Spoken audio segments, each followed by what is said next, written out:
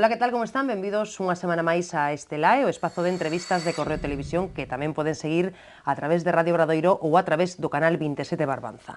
Hoxe recibimos a Valentín García, secretario xeral de Política e Lingüística. Señor García, moitísimas grazas por estar connosco e benvido unha vez máis a Correo Televisión. Moitas grazas a vos por esta formidable acollida que sempre me dades na vosa casa. Pois temos moitos temas dos que conversar. Di vostede cada vez que ten ocasión de facelo que hai que fuxir do pesimismo a hora de falar da situación da nosa lingua, e di que sería moi importante traballar polo consenso, non, en materia lingüística. Non é por ser pesimista, porque non quero empezar con ese ton, pero sí que semella que o consenso está lonxe, e que de feito está, parece que cada vez máis lonxe. Non sei se vostede ten tamén esa sensación. Eu creo que non está tan longe como nos poida parecer. O pase que moitas veces as circunstancias do clima político, social, mesmo socioeconómico que estamos vivindo neste momento, que todo está interrelacionado entre sí, pois poden non facer ver máis longe, non? As noticias que nos chegan todos os días froito da confrontación política, do debate político, da propia actividade parlamentaria, efectivamente parece que non nos poñen o consenso tan fácil, polo menos. Pero eu non creo que non está fácil, pero non está longe. As posicións que temos con respecto á lingua son moito máis próximas do que nos pode parecer. Outra cousa é facelas encaixar ou que iso engarce en chegar a algún tipo de consenso político neste momento. Ese é o problema, aínda que eu podo dicir que traballo constantemente con ese obxectivo e con ese horizonte. Eu creo que é a nosa obriga como Secretaría Xeral de Política Lingüística e a miña como secretario e do Goberno galego buscar o consenso nun tema que é tan trascendental, é un feito que abarca e que debe importar a todo o país coa cohesión que exixe unha política lingüística efectiva. Niso traballamos, como digo, ese é o horizonte que temos. En todo caso, parece que falta consenso político, non tanto social. Non sei se tamén temos esa impresión, non? De que entre os cidadáns hai máis consenso que entre os políticos a hora de falar da lingua. Iso máis que unha impresión é unha constatación que calquera pode facer a pé de rúa calquera día. A nivel social nunca houbo ningún tipo de confrontación a nivel de lingua. Pode haber distintas opinións, podese ver o tema desde distintas prismas, de distintas sensibilidades, desde distintas ideoloxías, pero a nivel social nunca houve, a lingua nunca foi nin é un gran problema, menos creo eu nestes tempos que vivimos, un gran problema para a sociedade. Sempre foi, o problema sempre se debateu, digamos, en foros de certa especialidade, en sectores máis proactivos ou máis ou menos proactivos en lingua, pero nunca saiu daí. É dicir, a nivel social, o galego aínda hoxe é a lingua maioritaria da nosa poboación en Galicia, é unha lingua que goza dunha boa saúde, aínda que lle falta moito camiño por percorrer e temos moitos aspectos que mellorar, evidentemente, pero a sociedade galega non percibe o galego como un problema, nin percibe, siquera, o contacto entre galego e castelán na nosa sociedade como un problema. Ao contrario, na sociedade galega conviven sen ningún tipo de conflicto as dúas linguas. Outra cousa é que teñamos unha lingua propia, unha lingua nosa, que polas circunstancias históricas que lle tocou vivir e polas circunstancias sociais que temos agora mesmo, onde evidentemente hai unha gran lingua con presencia en galego en Galicia como é o castelán, e que, bueno, sempre ten moito máis fácil, digamos, a súa expansión, a súa modernización, e nós temos que coidar e promover a nosa, que é o galego. En todo caso, eses sectores proactivos dos que falaba e parte dos grupos, os grupos da oposición no seu conxunto, son tan críticos que a política lingüística do goberno Feijóo que mesmo fan boa a do goberno Fraga. Vostede iso que lle parece? Bueno, ese é un dos paradoxos que moitas veces nos trae a realidade política e o debate político en sí, non? Sectores que foron moi críticos no seu momento cos gobernos Fraga e cas políticas do goberno Fraga falan agora dunha volta de volver ao consenso acadado no Plan Xeral de Normalización Lingüística, é dicir, estamos falando do ano 2004 e, por lo tanto, goberno Fraga, efectivamente. Eu creo que, bueno, esta é unha forma de falar, non? É unha forma de indicar que sería ideal aquela situación que non aceptaban no seu momento. Eu incluso iría un pouco máis alá. Eu creo que as situacións históricas non se repiten, non? É dicir, o ano 2004 queda a 10 anos vista, a sociedade nosa cambiou, a situación cambiou en moitos aspectos, a situación sociolingüística cambiou, o aspecto político tamén cambiou, hai novos grupos grupos con representatividade no Parlamento, outros que non teñen representación aínda, pero poden tela dentro de pouco. Nunca na historia dun pobo, por pouco corta que sea a distancia cronolóxica, se volven a dar exactamente as mesmas circunstancias. Evidentemente, isto non quer decir que o Plan Xeral de Normalización Lingüística, efectivamente, aínda hoxe, sexa unha referencia inexcusable para o goberno galego como guía para aplicar e para deseñar as nosas políticas lingüísticas, e así o segue sendo, aceptado, ademais, igual que naquele momento, por unanimidade no Parlamento, aceptado hoxe por todas as forzas parlamentarias. En ese sentido, é unha referencia moi importante, non? O pase que eu creo, como digo, que a situación política, sociolingüística, social a moitos niveis, non podemos falar de volver a un punto que corresponde ao pasado, non? Teremos que buscar o consenso, hai que buscalo, eu, como dixen antes, creo que non está tan difícil, pero hai que buscalo na situación que temos hoxe para que así sexa perdurable. Non se trata de facer unha viaxe ao pasado, senón de buscar a situación que nos fai falta agora mesmo. Dotar a sociedade galega dese consenso forte e ben engarzado para que teña perdurabilidade no tempo. E quen cree que ten máis parte de culpa no feito de que non se acabe de chegar a ese consenso? Acepta tamén parte da culpa que poida ter o goberno Feijóo, por exemplo?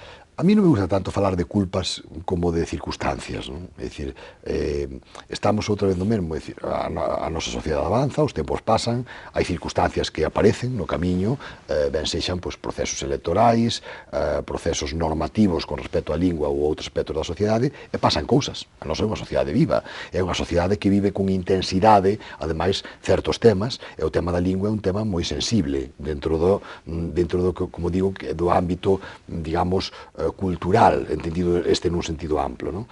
A lingua galega é unha lingua falada pola maioría da nosa poboación e, polo tanto, sentímola como a propios moitísimos galegos e moitísimas galegas. Mesmo moita xente que non a fala, interésase pola lingua e pola súa proxección e pola aplicación das políticas lingüísticas. E entón, eu creo que, claro, todos estes vectores, digamos, confluen, nos momentos friccionan, noutros momentos apoias uns aos outros, e a nosa sociedade é complexa, non? É cambiante. E entón, como digo, non creo que sexa tanto de culpa, senón que é resultado dunha serie de acontecementos que pasaron, non? Pois a sustitución dun decreto do ensino no ano 2007, logo un proceso electoral cun determinado resultado no 2009, a redacción dun novo decreto, e refírome sempre ao decreto do ensino porque ao fin e ao cabo é o que reside na base deste desencontro, non, en materia lingüística, porque no resto dos ámbitos hai que recordar que non houve ningún tipo de trasacordo, non? Se falamos do galego na xustiza ou no tempo de lecer ou nas novas tecnoloxías, aí non pasou nada. Foi sempre cara adiante, non? Foi sempre cara adiante. Onde salta a chispa, digamos, que é no decreto do ensino, o sector do ensino é fundamental, é un piar fundamental dentro de todo o que é o proceso de normalización lingüística e, por lo tanto, ten un peso específico moi forte, non? Entón, calquera cambio que incida nese sector vai ter unha importancia capital, non? Dentro do que son as políticas lingüísticas en Galicia. Iso foi o que pasou, iso é parte do que está pasando aínda, pero eu creo que seremos capaces de solucionalo, porque a sociedade galega é unha sociedade madura, é unha sociedade que sabe o que quere e que, ao fin e ao cabo, estamos falando de algo, como dixen, como veño expoñendo desde o principio, algo que non está tan difícil, non está tan alá esa solución, non? Trátase de sentarnos, ser todos responsables, ter todos a capacidade de responsabilidade suficiente e a cordura suficiente como para chegar a un acordo que sexa bo para todos e para todas. Esta semana comparecía vostede no Parlamento para falar das actividades, dos programas que leva a cabo a Secretaría Xeral de Política Lingüística. Ou algunha deputada realmente que dixo que se sentira en estado de xoco escoitalo a vostede porque non compartía a análise, as afirmacións que facía, non? En todo caso, algo apuntaba antes, pero cal é o diagnóstico que fai da situación da lingua, en que hai luces e en que ve vostede sombras? Pois a diagnose sería moi complexo, non dicirlo así nun período de tempo tan breve, pero o diagnóstico é positivo. Estes días mesmo estamos analizando a trayectoria percorrida nos 30 anos da Lei de Normalización Lingüística, que foi aprobada no ano 83, e, por lo tanto, este ano 2013 cumple 30 anos, non? A realidade que tiñamos daquela, a realidade que temos hoxe, o balance non pode deixar de ser moi positivo. Obviamente, temos sombras tamén, sombras que moitas veces non teñen que ver coa afectan a lingua pero non son causadas, non teñen na súa causalidade unha orixe lingüística. Refirme, por exemplo, o cambio da natureza da nosa poboación. É dicir, en Galicia todos sabemos que dentro ou unha das partes do problema demográfico que tenga, un problema serio, estivo polo medio a desruralización, non? da nosa sociedade, non? Os fluxos migratorios dos núcleos rurais cara aos grandes núcleos urbanos. Tradicionalmente, xa de sempre, eses grandes núcleos urbanos sempre foron os máis desgaleguizados, sempre foi onde menos galego se falou. Rosalía de Castro, hai 150 anos, xa puñía nos seus poemas Meniñas da Coruña falar de galego. Cando se animaba a falar galego, porque xa daquela non o falaban moito. Entón, claro, se a xente se vai das parroquias da provincia de Ourense a cara a Vigo, é que Vigo sempre tivo un déficit con respecto á lingua, non? Digo, no nivel falado de lingua, nós sabemos que na cidade sempre se falou menos galego. Entón, iso xogou moito a contra do galego, non?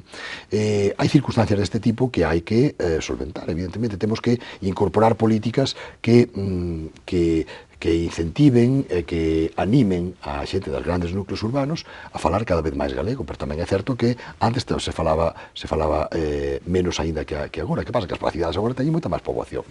Hai outros temas, como, por exemplo, que temos que facer fronte a eles, porque nos abren ante nós espazos novos que antes non existían. É o caso, por exemplo, das novas tecnoloxías. Cando falamos das tecnoloxías da investigación e o coñecemento, claro, é que hai 20 ou 30 anos case ninguén podía nin siquiera chegar a albiscar a tremenda importancia que no ámbito da comunicación e no ámbito da relación persoal xa, para non entrar nos más media, non? E ante el, por exemplo, as redes sociais ou internet. Entón, son espazos novos onde, claro, as linguas grandes sempre teñen avanzadilla, pero sempre teñen, digamos, dado ese primeiro paso. Pero non hai que esquecer, agora que falamos de internet, por exemplo, que o galego ocupa o lugar número 20 en todas as linguas do mundo. Moi destacado, un lugar moi destacado, non? Destacadísimo. Sorprendeu a vostede sabelo, non? Ese dato, supoño. Sorprendeu a todo o mundo, porque nós, Galicia, non deixamos de ser un país con non demasiada poboación, somos 2.700.000 habitantes, máis que están na diáspora. Hai que pensar que neste mesmo ranking entran linguas que teñen milleiros e millóns de falantes, pois dentro do castelán ou inglés, ou chinés, ou bengalí, ou linguas que teñen millóns e millóns de falantes, non? Pois nós ocupamos o espazo número 20, non? Iso para nós temos que encher de orgullo. Evidentemente, tampouco non podemos caer no conformismo, hai que seguir traballando por ocupar postos incluso mellores, non? Pois, por exemplo, a recente decisión da corporación Twitter de incorporar o galego á súa plataforma. Previamente xa o fixeran, por exemplo, Facebook ou Twenty. Agora estamos xa en negociacións con Google e coa inmensa idade de empresas e de programas que pertencen, digamos, a esta gran familia das novas tecnoloxías, pois para que tamén garantan o uso do galego nas súas plataformas, non? Son pasos que hai que ir dando, porque diante, e logo, despois de Google, seguiremos desenvolvendo outros programas, porque aparecerán programas novos, deixaránse de usar outros. Entón, a política lingüística ten que estar sempre moi pendente da sociedade na que se aplica e intentar sempre ir un paso por diante das novidades que haxa, non? E nese día a día, pois, aparecerán momentos de luz, como ti ben dís, e momentos de sombra. Para iso estamos, dende política lingüística, dende o tecido da sociedade en xeral, para intentar impulsar este proceso de normalización lingüística e leválo cara onde queremos, que é que o galego teña goce dun espazo que garanta o seu uso e que garanta que os cidadáns e as cidadás galegofalantes pois poidamos desenvolver a nosa vida con normalidade en galego durante todas as horas do día. Un pequeno paso que tamén coñecíamos esta semana, que eu creo que tamén é importante, non? Se nos comunicaba que ímos poder facer o exame teórico para sacar o carné de conducir en galego, non? Que iso era algo impensable. Non sei se ten data iso ou aínda non. Sí, en realidade xa se vai empezar a aplicar a partir destas próximas semanas. Os exames teóricos de conducir, como a maior parte das persoas saben, realízase todas as semanas, non? Por áreas provinciais. Bueno, é máis que provinciais, porque hai cidades, como é o caso de Santiago, onde se realiza o exame, non? Entón, pois sí, en realidade o que asinamos foi un convenio coa Dirección Xeral de Tráfico máis extenso que para esta actuación, non? Tamén, ademais de facilitarlles a traducción ou a corrección, no seu caso, das preguntas dos exames semanalmente, tamén colaboraremos con eles no que son os textos, por exemplo, dos paneis informativos, sinaléctica en xeral da Dirección Xeral de Tráfico, que, como todo o mundo sabe, depende da Administración Central do Estado, e nese sentido teñen a obriga de garantir tamén a presenza do galego en todas as súas manifestacións, digamos, públicas e na súa rotulación pública, e imos traballar con moita proximidade con eles. E, efectivamente, as persoas que a partir deste momento decidan facer o exame do carné de conducir, foi, digamos, a parte da noticia que máis chamou a atención. Titular, non? Efectivamente.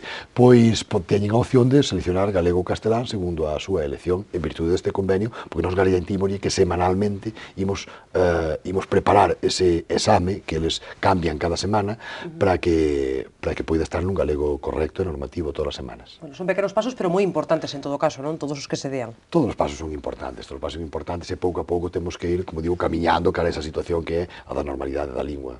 Temos que falar tamén do decreto do plurilingüismo, tocalle sempre responder a cuestións relacionadas con ese decreto. Como vai quedar logo da sentenza do Tribunal Superior de Xustiza de Galicia? Está xa claro? Estáse aínda pensando? A ver, a Xunta de Galicia xa fixou público a súa intención de non recorrer esa decisión xudicial, non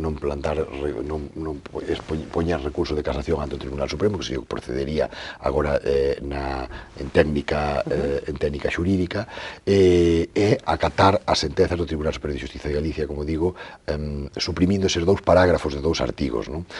Concretamente, un deles refírese ao que a consulta que se fai sobre a lingua materna dos nenos e as nenas cando ingresan no noso sistema educativo, onde lle preguntamos aos nais, aos pais ou aos titores cal é a lingua materna dos nenos e das nenas. Que nos digan as sentenzas que esa consulta non pode ser decisiva, non pode ser vinculante, digamos, decisiva si pode ser, pero vinculante non, a hora de establecer a lingua de preferencia, a lingua predominante en cada un dos grupos. Nós o que dicimos é que a consulta podemos seguir facendo, evidentemente non hai nada que nos impida consultar aos pais e ás nais este aspecto, igual que se lle preguntan moitísimas outras cousas sobre ese neno ou esa nena que se incorpora de novo ao sistema educativo. Calquera persoa que tiña un mínimo de coñecemento de sociolingüística sabe que é un dato que hai que coñecer, que cal é a lingua que utiliza un neno na súa casa, non? Outra cousa é que van ser ese, xunto con outros factores, os que van determinar, digamos, a lingua predominante de cada un dos grupos. Non pode ser ese factor só o decisivo. Ten que ser a administración educativa que enfixe cal é a lingua de cada grupo e serao respetando o resultado desa consulta, pero incorporarase tendo en conta tamén outros factores. E, por outro lado, está a liberdade que o decreto daba aos nenos e ás nenas, aos alumnos xa, moitos xa non tan nenos e nenas, para utilizar a lingua dentro da clase, non? Dentro da súa clase, que daba liberdade para as materias que está fixado o seu uso nunha ou outra lingua, pois eles podían expresarse, non? Ou facer os exames na lingua de libre elección. O que nos dio os tribunais tamén é que iso non pode ser exactamente así, é que ven que con criterio entre xurídico e ou pedagóxico, dinos que para garantir ese principio de equilibrio das linguas e de coñecemento das dúas linguas, que é o que reside na base do decreto, pois os alumnos terán que empregar a lingua fixada para cada unha das asignaturas, non? Pois, ben, así se aplicará, o único que se fixo aí é apelar un pouco ao sentido común, non? Que é o que se ven facendo ata agora. Hai que lembrar que este decreto é un decreto que, a pesar da contestación que tivo xa máis no seu momento da súa aprobación que agora no ámbito educativo, é un decreto que non creou conflictividade nos centros, nin nas aulas. De feito, non hai ningún expediente aberto por ningunha causa que teña que ver co decreto nos centros educativos. Como digo antes, son aspectos que se están acoutados, digamos, ao nivel político e ao nivel do debate, como digo, de ámbitos de especialidade, pero non tivo ningún tipo de problema de ámbito xurídico-administrativo a hora da súa aplicación nos centros educativos. E que lle parece a vostede, que pensa cando escoita a xente da Mesa pola Normalización Lingüística dicir que ese decreto barreu o galego dos centros de infantil das grandes cidades? Vostede que pensa? Pois que non é certo. Que non é certo, porque non sabemos que non é certo. Non sabemos que o decreto equilibra a nivel, concibindo Galicia como un país na súa totalidade, equilibra o ensino en galego e castelán, que o que fai é introducir outros conceptos, como é o plurilingüismo ou como é, por exemplo, pois, digamos que o reparto de asignaturas por linguas, non? A Mesa pola Normalización Lingüística leva moito tempo dicindo moitas cousas, non? Eu non quero entrar a valorar agora manifestacións que non son feitas por mí nin polo goberno galego neste caso, non? Pero bueno, a Mesa pola Normalización Lingüística estamos acostumbrados a oírlle dicir de todo xa non a estas alturas, pero desde logo nós temos a certeza de que o decreto ten equilibrado o coñecemento e o uso de linguas no noso sistema educativo. Mañá celebran as eleccións á presidencia da Real Academia Galega e os dous candidatos, Jesús Alonso Montero e Manuel González, xa dixeron que se chegan á presidencia van manter ese recurso contra o decreto ante o Tribunal Superior de Xustiza de Galicia. A vostede teríalle gustado que mantiveran outro posicionamento ou agardaba? Pois sí, sinceramente sí. De feito, nos algunha conversa antes de empezar todo este proceso no que se veu recentemente inmerso a Real Academia Galega, tiñamos iniciado conversas coa xunta directiva e cos seus membros da Academia, non para tratar de convencer de nada, nin tratar de impoñer moito menos nada, que non somos quen. A Academia goza dunha perfecta autonomía, e o seu funcionamento, como digo, para nós é un orgullo. A Academia é unha institución de referencia centenaria que ten traballado tanto pola lingua, pero sí, como goberno, pois igual que falamos de outras cousas, temos falado deste tema. Nós non somos partidarios nunca de xudicializar aspectos lingüísticos, aspectos que teñen que ver coa lingua, non? Boa mostra acabamos de dar agora cando decidimos non seguir pola vía judicial co decreto, non? Poñer arriba da mesa, iniciando a proposta como debe ser sede parlamentaria, unha proposta de consenso, unha proposta de sentarnos a falar todos e todas sobre a lingua, sobre onde queremos levala, como queremos regulala, neste caso no ámbito do ensino e noutros moitos ámbitos máis, non? Que a Academia puxese ese recurso, bueno, a nós evidentemente nos pode parecer máis que lícito, é algo que evidentemente a Academia pode facer como tal, ten os seus propios órganos de goberno. O pase que tamén hai que puntualizar de que no recurso da Academia ao decreto non se contemplan só cuestións lingüísticas. A Academia tamén ten unha parte que se está debatendo aí, que é o seu estatus como entidade consultiva da Xunta de Galicia, que o Tribunal Superior de Xustiza de Galicia lle dixo que non o tiña. Entón, hai que dicir tamén que a Academia nese recurso non só debate cuestións lingüísticas, que si o conteñen, senón tamén cuestións que teñen que ver co ámbito, digamos, do estatus xurídico-administrativo e de funcionamento da propia Academia, que teñen que ver coas sentenzas emitidas, ditadas por Tribunal Superior de Xustiza de Galiza, pero que non son de ámbito lingüístico. Iso tamén hai que telo claro. Entre os dous candidatos, Montero e González, ten vostede favorito? Os dous son dúas persoas perfectamente capacitadas para ocupar ese posto, son dúas persoas que a lingua galega lle debe moito. Eu vexo tanto un como outro con moitas ganas de facer cousas, de traballar, de con sensatez levar adiante un proxecto da Academia que todos que queremos, unha Academia que se ocupe de elaborar dicionarios, gramáticas, facer estudos sobre toponimia, elaborar bases de datos co noso léxico, colaborar con outras institucións, con todas as institucións que se ocupan do tema da lingua de forma comunitaria e de forma colaborativa.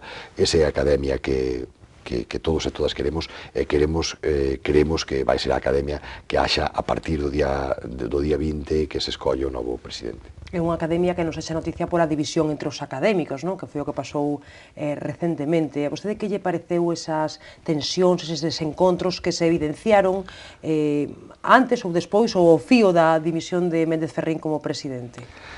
Porque non foi moi edificante, non? Mellor. Non, a verdade é que todo ese proceso tivo unha dimensión pública, digamos, mediática, que non é desexable nin para a Academia, nin para outro tipo, ningún de institución. Mais aínda a Academia, cando ademais do seu funcionamento orgánico e do seu funcionamento en canto a investigación, edición, pois ten un valor simbólico moi alto, non? A Real Academia Galega é unha das institucións máis antigas e de máis peso na tradición cultural de Galicia, vai xa moito máis alá do aspecto da lingua, non? Como en todo este tipo de órganos corporativos, pois evidentemente sempre hai diferenzas que hai que solventar dentro do debate interno, dentro do que buscando puntos de encontro, puntos comuns dentro das posibles distintas visións que en cada momento se poidan ter, non? Nese sentido, pois, os seus problemas tamén teñen que resolvelos eles, é unha entidade autónoma e nós creo que sí que deixamos moi claro desde o primeiro momento que respetamos totalmente esa autonomía, que non queremos interferir para nada no seu funcionamento, moito menos na solución a esta situación que se deu coa dimisión do seu presidente. Son os propios académicos que teñen que arranxalo, son moi capaces de facelo, son un grupo de mulleres e de homes pois moi cabais, todos eles cunha alta cualificación intelectual, é unha traxectoria vital intachable, entón vai ser a Real Academia Galega que unha vez máis supere este pequeno bache que é na súa historia e todo isto que acabamos de vivir. Volvendo aos temas propios do seu departamento e volvendo ao tema do galego no ensino, do que xa falábamos, ten dito vostede, ou teño lido por aí, que ten dito vostede que só o 4% da poboación fala galego polo ensino, non? Pome cara de dúbida, pero sí, dame a sensación de que o lín así. En todo caso, que factores son determinantes? Entón, que aspectos son determinantes na escolla da lingua e en cales quere traballar ou en cales quere incidir a Secretaría Xeral de Política Lingüística? Sí, en primeiro lugar, gustaríame matizar un pouco ese dato, porque moitas veces é mal interpretado e gustaríame, aproveitando a oportunidade que me das de, como digo, de aclaralo ben. O ensino é unha parte, como dixen antes, un piar fundamental dentro do proceso de normalización lingüística. O ensino danos coñecementos sobre a propia lingua, os coñecementos que de forma mayoritaria imos ter durante toda a nosa vida, e danos a actitude, algo moi importante tamén, que danos unha actitude positiva, neste caso, caro galego. En ese sentido, o proceso educativo en Galicia ten avanzado moitísimo, ten traballado moitísimo, os magníficos profesionais que temos como profesores de galego así o fan. Per tanto, en galego, como en calquera outra lingua do mundo, quen despois establece o uso da lingua non é o ensino, e isto, gustaríame que quedara moi claro, isto pasa en Galicia e pasa en calquera outra lingua do mundo. É dicir, quen despois nos dá o uso do galego é a propia sociedade. Dito de outra maneira, como establecemos nós a lingua que vai ser a que utilicemos ou a que máis utilicemos ou a que menos utilicemos dentro do noso ámbito vital? Pois vai depender de outras cousas, non só vai depender da lingua que estudiamos no cole, senón que vai depender de onde traballemos, que lingua falen os nosos compañeros de traballo, por exemplo, ou os nosos veciños do lugar da residencia onde esteamos, ou a nosa parella, ou a nosa familia, ou canto utilicemos as redes sociais, ou con quen nos comuniquemos, ou que se fale no noso club de fútbol, ou na nosa parroquia, ou é dicir, ese entramado todo, ou que se fale no xulgado cando somos usuarios del, ou no centro de saúde cando vayamos a él, todos estes factores, o da empresa, o do lecer, o da xuventude, son os que fan que ao longo da nosa vida vayamos fixando unha posición, digamos, lingüística, igual que fixamos outras que non son lingüísticas. Fixamos o noso ámbito de relación, fixamos o noso ámbito profesional, de traballo, o lugar onde nos toca ou onde queremos vivir. En realidade, ese conxunto de situacións microsituacións sociolingüísticas son os que van definir que lingua ou linguas utiliza unha persoa. Entón, ese dato que saltou bastante aos titulares cando dei, que aparte non é un dato meu, é un dato publicado pola Real Academia Galega, é que parte, digamos, de coñecementos sociolingüísticos moi profundos de autores con grandes nomes dentro do que é a nosa realidade. Non é un dato meu, ni sequera da Secretaría Xeral de Política Lingüística, é un dato publicado todas as garantías. Pero non é un dato nada extraño para calquera persoa que coñeza o funcionamento das linguas. É que é así en Galicia, é así en calquera outro lugar. Non? O ensino en Galicia ocupa un lugar fundamental, pero é a sociedade, digamos, a que logo fai que nos decidamos por unha lingua, ou por outra, ou por varias. E aí a Xunta queres, ou teño entendido, ou está traballando moito no que é espazos de lecer, non? Lecer, mesmo deportivos, non? Tamén se... Sí, claro. A ver, aí, seguindo o Plan Xeral de Normalización Lingüística do que falamos anteriormente, pois o que estamos facendo no Goberno galego é trazar liñas de actuación que nos leven a galeguizar, digamos, o conxunto da sociedade, o conxunto no que os galegos e as galegas viven a súa vida diaria. Entón, que facemos? Bueno, pois intervimos a hora de levar e de promover a lingua galega, por exemplo, nas cidades máis temperadas, de 0 a 3 anos, tamén de 3 a 6, de 6 a 12, no que é o ámbito así máis infantil. Logo tamén trazamos liñas de actuación para chegar á xuventude, aos adolescentes, que, por certo, non é un dos ámbitos máis fáciles, non? Por moitos aspectos que a ninguén se nos escapan. A adolescencia, tamén para as familias, políticas lingüísticas que leven o galego ás familias e ao mesmo tempo que garantan a transmisión xeracional dos maiores aos máis novos. Todos sabemos que en todas as linguas isto é moi importante, pero en Galicia máis aínda, non?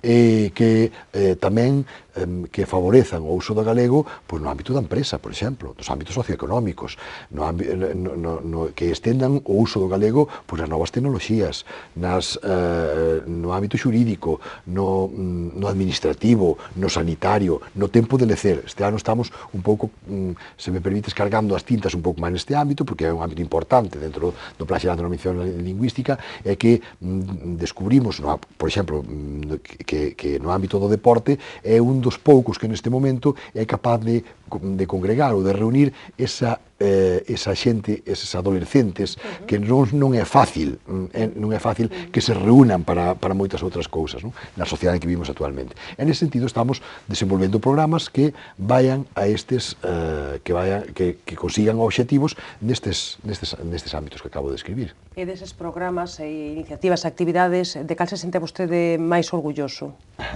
Pois de todas as que desenvolvemos, como dicir un pai, ao mellor cal fillo lle quere máis. Ao mellor sí que temos algunhas que son máis novidosas pola súa natureza, porque estamos sacándoas ou, digamos, están saindo do forno da Secretaría Xeral de Política Lingüística e poñéndose en marcha neste momento, e que son novas, non? Pois, non sei, dende un programa que temos este ano de liderado deportivo, que se chama Espello Deportivo, non? No que por primeira vez a Secretaría Xeral de Política Lingüística pon como modelos de falantes da lingua galega a persoas que non son profesionais da comunicación, ni son escritores, son deportistas. Collemos olímpicos e paraolímpicos da recente Olimpiada de Londres, e o que facemos é leválos polas escolas deportivas municipais dos concellos da rede de emisión lingüística para que falen con rapaces e con rapazas, alumnos e preparadores, e non alumnos das escolas deportivas, para poñelos como exemplos de lingua, non? Van falando galego, explican por que eles falan galego, porque o sinten como unha lingua propia, como unha lingua útil, explican como se sinten máis orgullosos de falar galego incluso cando están nas competicións internacionais, que é un tabú des que hai que romper, que o galego fora de Galicia, pois xa non. Pois resulta que aí é onde eles fan corpo tamén entre eles, non? E animan, guiados neste caso por un profesional da comunicación como é Rubén Ríos, un actor que alcanzou certa sona coas súas series, e que dinamiza eses encontros e que, como digo, a nosa xuventude, a nosa rapazada, e os nenos e as nenas ven como eses líderes deportivos, non? Como eses líderes deportivos pois van dicíndolles polo medio de toda a súa historia, que o galego é unha lingua importante, que o galego é unha lingua de comunicación, que eles optan polo galego, aínda que a veces o galego non sexa a súa primeira lingua, non? É moi importante. Temos tamén outro programa interesante, Fala Redes, non? Acabase de poñer en marcha a segunda edición e chega a moitos concellos, non? Os da Rede de Dinamización Lingüística, que son como 150, non? Mais ou menos. Son xa 150, que non hai que esquecer que é unha rede que ten pouco máis de un ano e medio de vida e que foi un gran logro para o que é o desenvolvemento da política lingüística deste país, non? E que ten que ir a máis aínda, non? E que ten que ir a máis, a súa vocación é sumar pois todas as entidades locais de Galicia e incluso outras entidades que non teñen un ámbito que non son concellos. O que nos permite é o traballo colaborativo. Todos sabemos, coñecemos a planta municipal de Galicia, que é, bueno, aparte de estar moi fragmentada, pois hai concellos moi distintos, de concellos como o de Vigo a concellos que ao mellor non chegan a 800 habitantes, porque a nosa realidade é así. Entón necesitábamos dende hai tempo, e así o viña reclamando tamén a comunidade de traballadores e traballadoras de normalización, a coordinadora de traballadores e traballadoras de normalización lingüística, e todos os ámbitos especialistas no ámbito da lingua, necesitábamos un instrumento que nos permitise colaborar, interactuar, administracións de distinta natureza, non? E a partir de aí é onde empeza a xurdir, entre outras cousas, a rede de normalización lingüística. Este é un dos factores, como digo, entre outros, que a fan aparecer. Está dando resultados moi bons, que a verdade que nos teñen moi contentos. Entre é o poder deseñar un entorno de programas, digamos, que ten o nombre de Falaredes, ou Falarredes, que está pensado precisamente para despertar esta curiosidade desa dúbida de como se pronuncia ou cal é o seu significado, e o que son accións que imos espallando por Galicia inteira, por todos os nosos municipios, por todos os nosos concellos, moitas veces a concellos onde non chegou case nada ou moi pouco da dinamización lingüística. O que facemos é sacar programas, por exemplo, como pode ser os Axóuxeres, que vai destinado ao que falaba eu antes dos nenos de 0 a 3 anos, non? Ou de 0 a 6, que son monecos ou son contos contados por un actor ou por unha actriz, e que os máis pequenos vanos iniciando na lingua, non? Este ano tamén contaremos cunha actividade moi divertida que se chama Acuario, bueno, moitas que poderíamos describir e que me levaría moito tempo, pero que están enchendo o país de actividade de dinamización lingüística, que é o importante. Bueno, a última, porque non temos tempo para máis. Está xa deseñado todo o programa de actividades para celebrar o Día das Letras, non? Iso está xa ultimadísimo, non? Non sei se ten algunha recomendación especial que facernos, non? De todo o que está previsto. Pois, efectivamente, o programa das letras está xa en marcha, está xa pechado a marcha de outras pequenas actuacións que poidan aparecer, pero este ano, quizás a mensaxe sexa que temos un personaxe, un gran actor e dramaturgo como é Roberto Vidal Bolaño, que non é moi habitual, polo menos na traxectoria que levan estes 50 anos de Letras Galegas, que se dedica a alguén do teatro galego. Entón o meu chamamento sería a apreciar os textos dramáticos galegos, os textos teatro, e que a xente vai ao teatro, que aproveiten o inmenso valor que ten as nosas compañías teatrais e o poder das obras de Roberto Vidal Bolaño a hora de ser aleccionadoras, digamos, ou, bueno, se queremos quitar o mellor sentido pexorativo da palabra, pero que son, nel podemos ver o espello de moitísimas partes da realidade de Galicia, unhas do pasado, outras do pasado recente e outras do que el vía como futuro, non? Roberto foi unha persoa que tivo unha visión moi avanzada do que foi a da dramaturgia en Galicia, non? Eu creo que é unha homenaxe recoñecidísima, e aí estamos traballando moi intensamente cos centros educativos, cos equipos de dinamización lingüística, coa rede de dinamización lingüística, tamén coa Asociación Roberto Vidal Bolaño, que engloba todos os seus colaboradores, amigos, especialistas na obra e mesmo familiares, e que todos aunando esforzos, como non pode ser de outra maneira, pois eu creo, xunto coa Real Academia Galega, o Concello de Santiago tamén, porque é un galardoado coas letras que era compostelán e exercía de compostelán exemplar, nacido no barrio de Vista Alegre, e entón o que queremos é que a xente aprecie o teatro galego, ese tremendo tesouro que temos, ese valor que son, como digo, as nosas compañías teatrais, e que a xente vai ao teatro, e que aprecie o teatro de Roberto, ou que non sexa o de Roberto, pero que nos deixemos levar e que nos deixemos impregnar, como digo, desa cantidade de mensaxes e da riqueza que a nosa lingua alcanzou encima dos escenarios, e que hoxe en día xa é unha potencia. De feito, moitas compañías están xa externando internacionalizando as súas producións, as súas representacións a moito máis alá das nosas fronteiras, non? En ese sentido, Galicia ten a fortuna de ter un teatro moi bo e que este ano, ao mellor, o motivo das letras galegas nos pode axudar a impulsar e a incorporar, digamos, esa primeira velocidade con un nome tan grande e unha personalidade tan grande como é de Roberto Vidal Bolaño. Pois apuntámonos a recomendación. Moitísimas grazas, Valentín García, por acompañarnos hoxe. Agardamos velo axiña cando vostede queira aquí en Correo Televisión. Sabedes que eso será así cando vos queirades, que me encanta vir aos vosos programas. Pois moitas grazas a todos por seguir unha semana máis o Estelae, que volve dentro de 7 días cun novo protagonista da actualidade.